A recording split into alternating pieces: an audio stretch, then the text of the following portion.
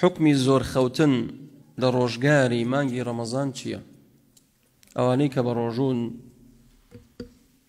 سێرەکەی زۆرێک ڕۆژەکەی بەخەوە باتە سەر، حکمی چییە؟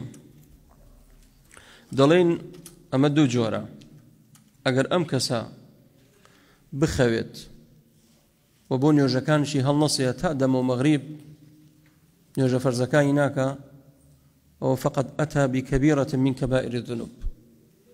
کابرا بە ڕۆژووە بەڵام نایە بۆ نوێژ بەیانی هەن ناکە، باشە. خەوتۆ بەسەر نوێژ نیمەڕۆیە هەڵناسێ، خەوتۆ بەسەر نوێژی عەسرە هەڵناسێ، دەڵێن ئەوە کەبیرەیەکی کردووە، گوناهێکی زۆر گەورەی کردووە، تاوانێکی گەورەی ئەنجام داوە. بۆ؟ چونکە نوێژە فەرزەکانی لە دەست داوە لەو لاشۆ بە ڕۆژوو. بەڵام ئەگەر کەسێک ئەخەوێت لەگەڵ نوێژە فەرزەکانە هەڵەسێت، نوێژەکانیەکە لە کات خۆیە و دوای ئەخەوێتەوە، نوێژ نیمەڕۆی کرد خەوتەوە، هەستایەوە نوێژ عەسر بانگیدا نوێژی کرد و خەوتەوە تا مەغریب. ئەی حکمی ئەمە چییە؟ ئەڵێن حکمی ئەم کەسە فاته ئەجر کەبیر یان کەثیر. دەڵێن ڕۆژۆکەی تەواوە بەڵام ئەجر و پاداشتێکی زۆری لە دەست خۆیدا. بۆ؟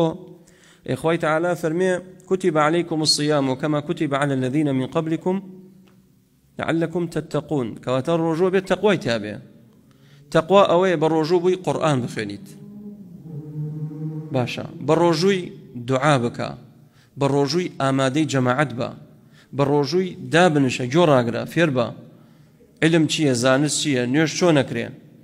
ئێسێرەکەی ئەم کەسە بالرجوع بەڵام قرآن ناخوێنێ هەر خەوتووە، ذکر ناکە هەر خەوتووە، دوعا ناکە هەر خەوتووە، ئەمە ئەجرێ زۆری لە دەست خۆی داوە.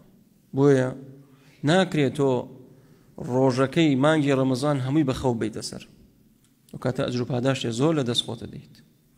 ئینسانش نابێ ئەوەنە تەمەڵ و تەوەزەل بێ بەڕاستی. خەو خووە، چەندێ خۆی بدەیتێ ئەڕۆی پێیە، وەکو خواردن وایە. بەڵام خۆت ڕابێنە لە دوای نوێژبەیانی دابنشە قورئان بخوێنە تا بتوانی على الأقل لەم مانگە جارێ قورئان ختم بکەی،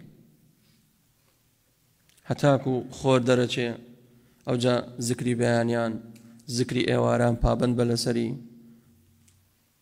ئەذکارەکان بخوێنە، نوێژەکان لە کاتی خۆی بکە، کەوا بوو ئەوە تەقواکەت حاصل کرد.